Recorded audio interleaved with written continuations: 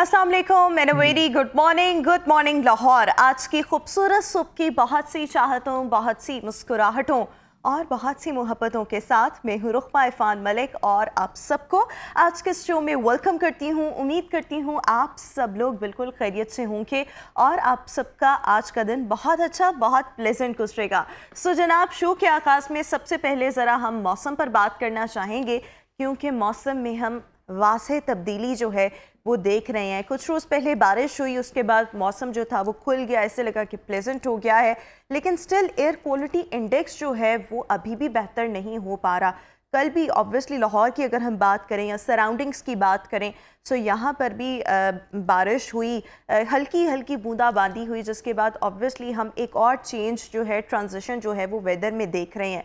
अब जब दोपहर का वक्त होता है तो लिटरली उस टाइम अगर आप ट्रेवल कर रहे हो, गाड़ी वगैरह में हो, सो ये वक्त ऐसा होता है कि आपको यकीनी तौर पर एसी की ज़रूरत पड़ती है, वरना एसी के बगैर जो है वो ट्रैवल करना मुश्किल हो रहा होता है। गर्मी बहुत ज़्यादा लग रही होती है। सो आज मौसम कैसा रहेगा, आने वाले दिनों में मौसम कैसा रहेगा, बारिशों के हवाले से क्या प्रेडिक्शन है, ये जानने के लिए हमारे साथ चीफ मेट्रोलॉजिस्ट इकरामुद्दीन साहब मौजूद है। इकराम साहब, thank you so much for being with अस। सबसे पहले तो आपसे ये जानना चाहेंगे इस वक्त लाहौर का दर्जा हरारत, बारिशों के हवाले से क्या प्रेडिक्शन है? जी, ऐसा है कि जो सिलसिला चल रहा था बारिशों का वो निकल चुका है लाहौर से। लाहौर में जो है आज कोई बारिश नहीं है। इसमें ये है कि जो आज का टेम्परेचर कम से कम रहा है वो 12.3 रहा है और मैक्सिमम जो रहा है वो 20.1 रहा है। और आने वाले दिनों में बताता चलूँ कि 25 से एक सिलसिला शुरू हो रहा है बारिशों का, जो कि लाहौर ईरान की तरफ से बलूचिस्तान में एंटर होगा। उसका पैटर्न भी यही होगा जो कि इस गुजरने वाले का था।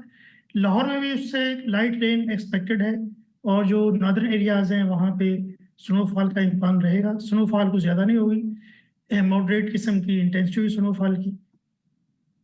बिल्कुल ठीक हो गया। जी। अच्छा, इस सब के साथ साथ आपने कहा कि आने वाले दिनों में बारिशों का एक नया सिस्टम वाया ईरान जो है वो पाकिस्तान में दाखिल होगा। या आप बता सकते हैं ये बारिशें जो हैं वो कब तक एक्सपेक्ट की जा रही हैं, कब तक होंगी ये बारिशें?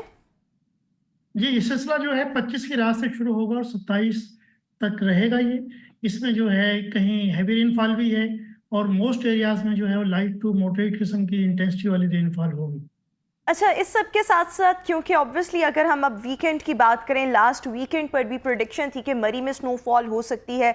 कल अगर हम देखें सो कलाम में इतनी ज़बरदस्त स्नो फॉलिंग हुई कि जो सयाह थे वो अपने अपने होटल्स तक ही मैसूर होकर रह गए। सो स्नोफॉल के हवाले से क्या क्या प्रेडिक्शंस हैं? और इस सब के साथ साथ ऑब्वियसली हमारे यहाँ पर जो लोग होते हैं वो बड़े डेस्परेट होते हैं कि कैसे ही मरी में जो है स्नोफॉल हो और वो स्नोफॉल देखने के लिए जाएं। सो ओवर दिस वीकेंड क्या मरी में ऐसी कोई प्रेडिक्शन है स्नोफॉलिंग को लेकर? हाँ जी, बिल्कुल। जो ये स्पेल का टाइम मैंने बताया 25 से 27, इसमें मरी में स्नोफॉल इंशाल्लाह होगी। और बाज़ जगह जो है वहाँ पे मॉडरेट है, कहीं लाइट भी स्नोफॉल है। इसमें ये है कि मरी जाने वाले लोग जो हैं वो बिल्कुल एंजॉय करेंगे स्नोफॉल से इंशाल्लाह। उसमें कोई ऐसे खतरे वाली बात नहीं होगी। अच्छा, देयर इज़ अनदर थिंग, हम देख रहे हैं कि कल भी बारिश हुई but air quality index is not getting better. What's the reason behind कि अभी भी एयर क्वालिटी इंडेक्स में जो है हम बेहतरी नहीं देख रहे? ऑब्वियसली जो पोल्यूशन है it's still there, it's still in the air, हालांकि बारिशें भी हाँ तो जी, हुई हैं। लाहौर के लिहाज से बात करता चलूँ कि लाहौर में लाइट रेन हुई है। अगर बारिश भी अच्छी हो जाती तो फिर डेफिनेटली जो एटमॉस्फेयर था वो क्लियर हो जाता, पोल्यूशन में कमी होती। लेकिन जो सोर्सेज हमारे हैं पोल्यूशन के, इसमें ट्रांसपोर्टेशन है और भी चीज़ें हैं, इंडस्ट्री वगैरह है, वो तो भी कंटिन्यूसली चल रहे हैं। अगर वो कंट्रोल हो जाए तो इंशाल्लाह इन फ्यूचर ये जो पोल्यूशन है इसमें कमी होगी। अच्छा, people are eager to know कि ऑब्वियसली अभी ये जो खुनकी वाला एनवायरनमेंट है, स्पेशली सुबह के औकात में खुनकी हम फील करते हैं और रात के औकात में भी हम खुनकी फील करते हैं, ये और मज़ीद कितने दिन रहेगी? क्योंकि दोपहर के औकात में तो अब लगता नहीं है कि हम सर्दियों में, ऐसे ही लगता है कि बस गर्मियों का आगाज़ हो चुका है। जी बिल्कुल, सर्दियाँ जो हैं वो गुजर गई हैं, बाहर का मौसम शुरू हो गया है। टेम्परेचर्स जो हैं वो मामूल से ज़्यादा रहेंगे। टेम्परेचर्स के मामूल से ज़्यादा रहने की वजह से जो है वो खुबकी जो है वो इतनी ज़्यादा महसूस नहीं होगी और दोपहर को भी हीटिंग का एहसास होगा। बिल्कुल ठीक हो गया। Thank you so much Ikramuddin sahab for being with us viewers. इसी के साथ शो में आगे बढ़ना चाहेंगे, आज की टॉप स्टोरीज आपके साथ शेयर करना चाहेंगे। सबसे पहले आपको बताएंगे कि 3 दिन के अंदर मुल्क में दूसरी मर्तबा तेल और गैस के नए ज़खायर जो हैं ये दरियाफ्त किए गए हैं। Oil and gas development company ने सूबा सिंध के ज़िला खैरपुर में तेल और गैस के नए ज़खायर इनको दरियाफ्त किया है। 3 दिन पहले सूबा बलूचिस्तान में भी गैस के नए ज़खायर जो थे माड़ी पेट्रोलियम की जानिब से दरियाफ्त किए गए थे। Oil and gas development company की जानिब से ये बताया गया है कि ज़िला खैरपुर में कुआं ऑब्वियसली जो दरियाफ्त किया गया है इससे 14.3 million standard cubic fit gas जो है वो यौमिया हासिल होगी। और अगर हम खाम तेल की बात करें तो कुएँ से यौमिया 93 बैरल खाम तेल भी हासिल होगा। और ऑब्वियसली अल्टीमेटली हमारे तेल और गैस के ज़खायर में इन दरियाफ्तों के बाद इजाफा देखने में आ रहा है। मज़ीद आगे बढ़ेंगे, आपके साथ शेयर करना चाहेंगे न्यूयॉर्क फ़ैशन वीक के हवाले से। अच्छा, दुनिया भर में जब फ़ैशन वीक्स को सेलिब्रेट किया जाता है, उनको कंडक्ट किया जाता है, सो उसमें कोशिश ये की जाती है कि मुख्तलिफ़ किस्म के जो लिबास हैं वो दिखाए जाएँ, उनमें कुछ ना कुछ ऐसा किया जाए जो शायद आपने पहले कभी देखा भी ना हो। और इस सब के साथ साथ अब तो जूतों में भी ऐसे ऐसे ट्रेंड्स या ऐसे ऐसे स्टाइल्स को कॉपी किया जाता है या मुतारिफ़ करवाया जाता है जो आपने पहले कभी नहीं देखे होंगे।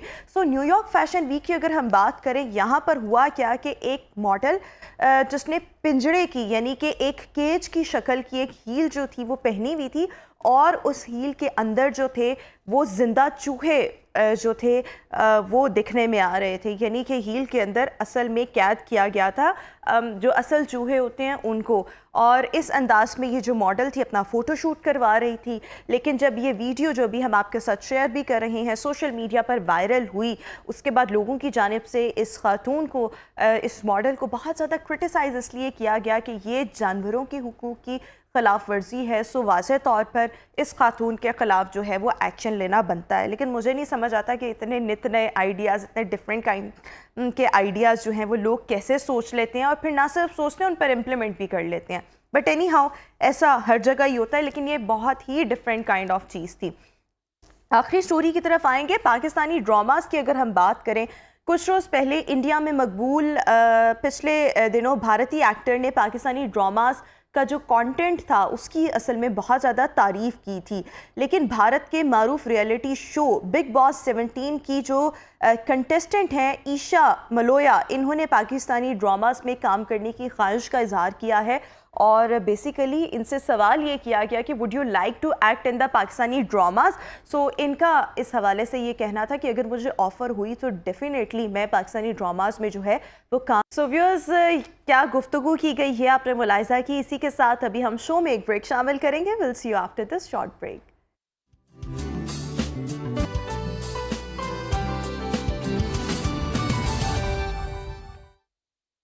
Welcome back after the break. और व्यूअर्स, आज के शो का बाकायदा आगाज़ करेंगे आज के हाइलाइट्स के साथ।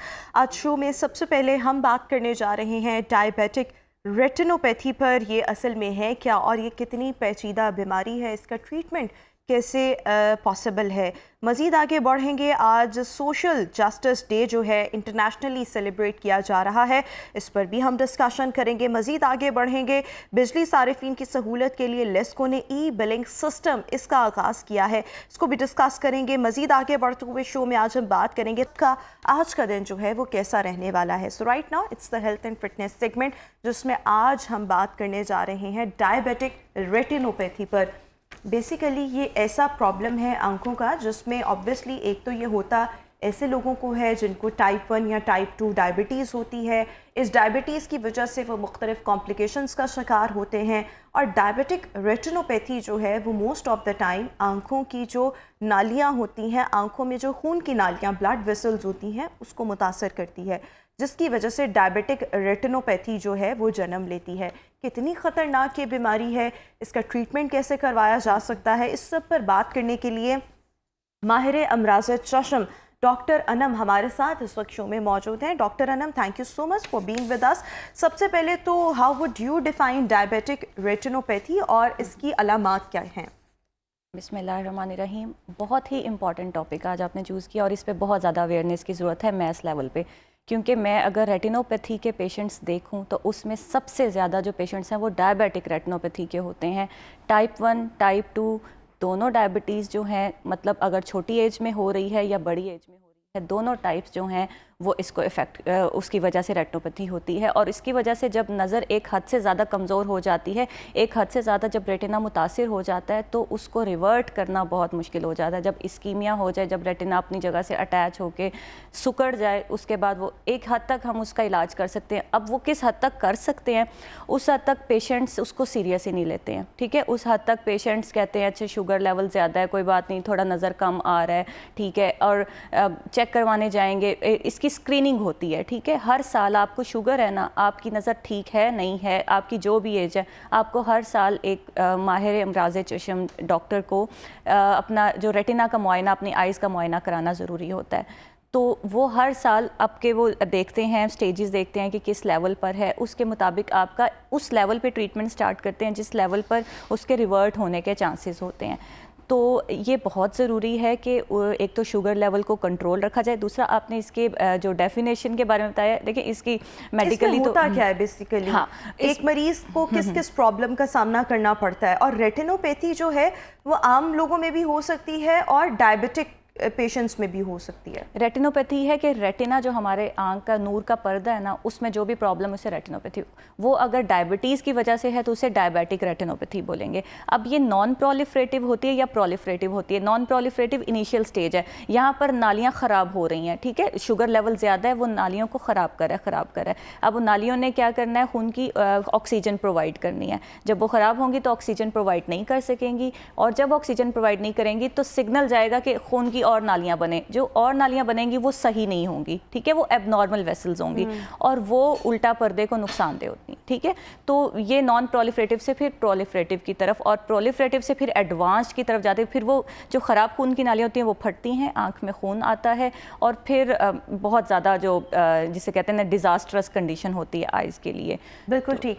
अलामात क्या आएंगी कि अगर एक इंसान और उसका रेटिना मुतासर हो रहा है, आंखों का पर्दा जो है जिसको हम आम जुबान में पर्दा कहते हैं, अगर वो मुतासर हो रहा है, तो पेशेंट को किन किन प्रॉब्लम्स का सामना करना पड़ सकता है अगर हम डायबिटिक पेशेंट्स की बात करें तो? सो इनिशियली ये होगा कि स्क्रीनिंग इसलिए ज़रूरी है कि कई बार वैसे तो नज़र कम होगी, ठीक है, फोकस कम होगा, और दूसरा ये कि वो नज़र ऐसी कम होगी कि ऐनक के साथ भी इम्प्रूव नहीं होगी, ठीक है। लेकिन द थिंग इज़ के कई बार नज़र बिल्कुल 6/6 है, नॉर्मल है, बट प्रॉब्लम शुरू हो चुकी होती है। डायबिटिक रेटिनोपैथी इस लिहाज से इसके लिए स्क्रीनिंग करना बहुत ज़रूरी है। ये गोल्ड स्टैंडर्ड है कि जिस पेशेंट को डायबिटीज़ है वो 6 मंथ से 1 ईयर, क्योंकि उसको कुछ भी नहीं होगा, वो तब भी डिजीज़ चल रही होगी, ठीक है। तो उसको ये इस लिहाज से अवेयरनेस बहुत ज़रूरी है कि आप कहते थे मैं तो जैसे गुर्दों का प्रॉब्लम भी डायबिटीज़ करती है, दिल का प्रॉब्लम भी करती है, कोलेस्ट्रॉल ज़्यादा हो रहा होता है, खून की शरेयानें बंद हो रही होती हैं, तो अभी हार्ट अटैक नहीं भी हुआ ना, शरेयानों का मसला शुरू हो चुका होता है, गुर्दे फेलियर की तरफ नहीं भी गए तो वो ख़राब होना। इसी तरह अगर नज़र अभी कम नहीं भी हुई ना, तो बैकग्राउंड में प्रॉब्लम चल रही होती है, उसे नॉन प्रोलिफरेटिव। तो आमतौर पे अगर आपकी नज़र कम हो रही है तो बिल्कुल फ़ौरन चेक करवाएं, नहीं तो अगर आपको शुगर है तो प्लीज़ ये बहुत आपके फोरम से एक मैस लेवल पर इस इंफॉर्मेशन को जाना बहुत ज़रूरी है कि आपको शुगर है तो आप अपना ईयरली या 6 मंथली नॉर्मल आइज़ का मुआयना ज़रूर कराएं। अगर किसी की आंखों में ये प्रॉब्लम आ रहा है, उसकी आंखों में जो ब्लड वेसल्स हैं वो मुतासर होने लग गई हैं, एक तो आपने कहा कि उसको सही नज़र नहीं आएगा, अपने नंबर की ऐनक लगा कर भी he won't be able to see clearly, sight जो है वो क्लियर नहीं होगी। अदर देन दिस क्या ऐसे हो सकता है कि उसका ब्लड शुगर लेवल इस प्रॉब्लम की वजह से इंक्रीज करे या डिक्रीज करे, या ये है कि ब्लड लेवल ऊपर नीचे होने की वजह से रेटिना मुतासर होगा, या ये वाइस वर्सा है? यस, ये इसमें 2 चीज़ें इंपॉर्टेंट हैं कि एक तो क्रॉनिकली शुगर लेवल ज़्यादा है, वो डिस्टर्ब कर रहा है, उस वजह से रेटिना में प्रॉब्लम। एक होता है कि शुगर लेवल अचानक से ज़्यादा हुआ है, 400 पे 500 पे 600 पे पहुंच गया, हाइपरग्लाइसीमिया एक्यूट हुआ है, उस वजह से क्या होता है कि हमारी जो आइज़ का लेंस है ना, उसमें अभी रेटिना में कुछ नहीं होता, हमारे जो लेंस है ना जो फोकस कर रहा था वो स्वेल हो जाता है, तो एक्यूटली आपकी नज़र एकदम बैठ जाती है, जो कि शुगर लेवल जब नॉर्मल होता है ना तो वो उसकी स्वेलिंग कम होती है तो वो ठीक हो जाता है, ठीक है। ये एक्यूट प्रॉब्लम है, और क्रॉनिकली शुगर लेवल ज़्यादा होगा तो वो रेटिना को भी मुतासिर करेगा। अच्छा, फिर एक ऐसा लेवल आता है कि पेशेंट को कम नज़र आ रहा है और उसके बाद वो इग्नोर करता है, फिर और कम होगी और इग्नोर किया, क्योंकि वो पेशेंट इस तरह है कि वो या हाउस वाइफ हैं या इस तरह का काम है कि मस्जिद तक गए, घर आ गए, उनको ये होता है बहुत ज़्यादा फोकस। जिन पेशेंट्स का बहुत ज़्यादा फोकस वाला काम होता है ना, वो ज़रा जल्दी हमारे पास आते हैं, ठीक है। जिनका इस तरह है वो बहुत इग्नोर करते हैं प्रॉब्लम को, फिर वो जब बहुत TRD जैसे ट्रैक्शनल रेटिनल डिटैचमेंट या विट्रस हैमरेज बोलते हैं, वो उस लेवल पर आते हैं। उसमें क्या होता है, खून की नालियाँ भी बन गई, स्कीमिया भी हो गया, वो जब फटती हैं, जब उस वजह से आँख में खून आ गया या फिर पर्दा डिटैच हो गया, वो उस लेवल, उससे फिर एकदम से नज़र इतनी बंद होती है कि पेशेंट चलने फिरने के भी काबिल नहीं रहता, तो वो उस लेवल पर फिर हमारे पास आते हैं। अच्छा, what are the adverse effects if it is not treated well and और if it is not treated on time?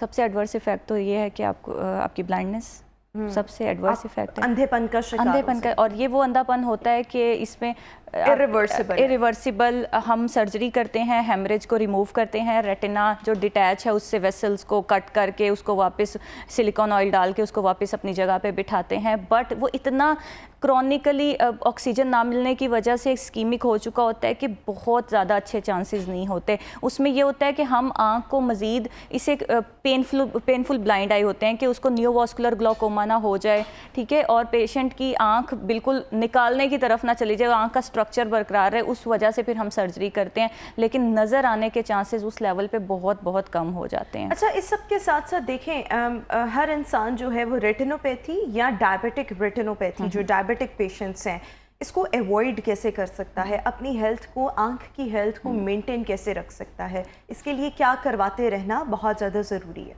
ठीक है। अच्छा, आपको ये देखना होता है कि वैसे तो इतना ज़्यादा डायबिटीज़ इतनी कॉमन हो चुकी है, हमारा लाइफस्टाइल बहुत ज़्यादा, हम फास्ट फूड खाते हैं, हमारे सेडेंट्री लाइफस्टाइल है, और उसके अलावा हर चीज़ के अंदर रिफाइंड फूड्स आ गए हैं, और तो आपका हर टाइम जो शुगर लेवल है ना वो हाई ही रहता है। हम फाइब्रस फूड, वेजिटेबल और मल्टीग्रेन बहुत कम खाते हैं, ठीक है, जिसकी वजह से हमारी खुराक इस तरह की हो चुकी है। आपको ये ख्याल रखना है कि जो इम्पॉर्टेंट है, जिस चीज़ का मैं बहुत ख्याल रखती हूँ कि आपके जो पेरेंट्स में अगर किसी को है ना, पेरेंट्स या ग्रैंड पेरेंट्स में डायबिटीज़ है, तो उन बच्चों को 20 की एज के बाद ही विजिलेंट हो जाना चाहिए। विजिलेंट इस लिहाज से कि वो अपना शुगर लेवल है, ये डायबिटिक देखें, डायबिटीज़ को बचाना है, डायबिटीज़ ही आगे डायबिटीज़, तो डायबिटीज़ के लिए बचने की मैं चीज़ें बता रही हूँ, ठीक है। डायबिटीज़ नहीं होगी तो डायबिटिक रेटिनोपैथी भी नहीं होगी, ठीक है। डायबिटीज़ हो गई तो उसके बाद ये भी नहीं हो, उसके लिए ख्याल करना है कि आपके पेरेंट्स को है, आप इस चीज़ का ख्याल रखें कि 20 के बाद आपको भी हो सकती है, क्योंकि जेनेटिक्स है। Be very conscious about the health of your I.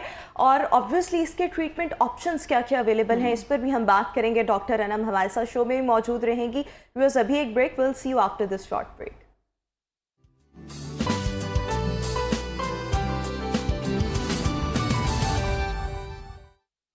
Welcome back after the break. और व्यूअर्स, हम बात कर रहे हैं डायबिटिक रेटिनोपैथी पर। बेसिकली इसमें किसी की भी आंख और उसकी ब्लड वेसल्स, कोई भी इंसान जो डायबिटीज़ का शिकार हो, उसकी आंखों में ये प्रॉब्लम जो है वो हो सकता है, और ब्लड वेसल्स जो हैं उसकी आंख में मुतासर हो सकती हैं। डॉक्टर अनम हमारे साथ आज शो में मौजूद हैं। डॉक्टर अनम, एक और चीज़ जो मैं आपसे जानना चाहूँगी कि those who are suffering from diabetic retinopathy, इसका इलाज जो है वो कैसे किया जा सकता है? ठीक है, इसके लिए 3 लेवल का इलाज है जो main. First of all, control the diabetes, ठीक है।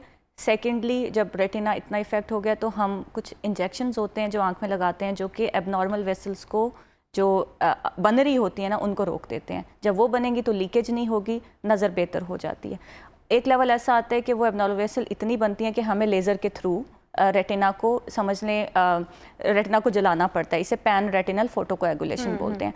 एक हो गया इंजेक्शन, फिर हो गया लेज़र, और फिर एक लेवल ऐसा होता है जब मैंने बताया कि आंख में खून आ जाता है, वेसल्स इतनी ज़्यादा बढ़ जाती हैं कि वो फटती हैं और खून आ जाता है, और फिर जो वो खून और साथ वेसल्स सुकेड़ देती हैं, मतलब रेटिना सुकड़ जाता है और अपनी जगह से उखड़ जाता है, उसके लिए फिर सर्जरी होती है। तो ये 3 तो मेन इलाज के लेवल्स हैं। इट डिपेंड्स के किस स्टेज पर डिसीज़ है। मेडिकेशंस इसको ट्रीट किया जाता है या इसके लिए सर्जरीज की जाती हैं, लेज़र ट्रीटमेंट्स अवेलेबल होती हैं? किन किन तरीक़ों से भी can treat this kind of like problem? Medicine तो सिर्फ इसको होने से बचा सकती है, जो कि शुगर की मेडिसिन है, वो आप पेशेंट लेता रहे, नॉर्मल शुगर लेवल रहे तो ये बहुत कम चांसेस है कि रेटिनोपैथी हो। जब हो गई है तो फर्स्ट हम इसको इंजेक्शन से रोकने की कोशिश करते हैं, लेज़र करते हैं और सर्जरी करते हैं। इसके बिल्कुल अलावा ठीक हो गया। अच्छा, I have seen a few people, मतलब those who have actually diabetes, उनका अगर blood pressure if it rise, so होता क्या है कि उनकी आंख में ना लाली आ जाती है, शायद वो ब्लड वेसल जो होती है वो कोई बस्ट हो जाती है, and this is a temporary condition. After a certain period of time it vanishes. So do you think it is also some kind of a diabetic retinopathy, या ये वो नई चीज़ है? अच्छा, जो हाइपरटेंशन आंख में जो आप बोल रहे हैं ना, इसे सब कंजक्टाइवल हेमरेज बोलते हैं। ये सामने की तरफ आंख के वाइट वाले एरिया में रेडनेस हाँ, आ जाती लाली है, आ जाती है, ऐसा लगता है कि कोई ब्लड वेसल फटी और उसके बाद, बट वो थोड़े दिन बाद ठीक हो जाती है। ठीक है, ये इसका डायबिटिक रेटिनोपैथी से ताल्लुक नहीं है। ठीक है, दूर दूर तक ये किसी चोट लगने से भी, आंख के हमारे जो वाइट एरिया है वहाँ पे कंजक्टाइव है, उसमें बारीक बारीक वेसल्स हैं। हमारा किसी बच्चे का हाथ लग गया है, हमारी आंख में कोई चीज़ चली गई, हमने उससे मला है, उससे भी आ सकता है। वॉमिट करने से आ सकता है। ये टेम्पररी कंडीशन, इसका उससे ताल्लुक नहीं है। मैंने डायबिटिक लोगों में भी देखा, जब ब्लड प्रेशर बहुत हाई हुआ तो ये हाई ब्लड प्रेशर में हो सकता है, लेकिन ये रिवर्सिबल है। है। डायबिटिक रेटिनोपैथी रिवर्सिबल है या नहीं है? एक सर्टेन स्टेज पे रिवर्सिबल है, उससे आगे उसके बाद जो है वो नहीं है। नहीं and how we can actually take care of our health, the health of the eye, बहुत इंपॉर्टेंट है। एक ही जिसे कहते हैं ना, वन वे फार्मूला, कि आपको डायबिटीज़ है तो आप 6 मंथ्स, बेहतर है हर 6 मंथ्स के बाद आई स्पेशलिस्ट को चेक करवाएं, नहीं तो 1 ईयर के बाद। हर 1 ईयर के बाद कुछ भी नहीं, आप बिल्कुल ठीक हैं, लेकिन आप रख लें कि मुझे ना हर जून में या हर जुलाई में अपने आई डॉक्टर को चेक करवाना है। बिल्कुल ठीक। So those who are suffering from diabetes, उनको अपनी हर चीज़ के हवाले से कॉन्शियस रहने की ज़रूरत है, अपनी किडनी के हवाले से भी, अपने हार्ट के हवाले से भी, अपने ग्लूकोज लेवल्स के हवाले से भी।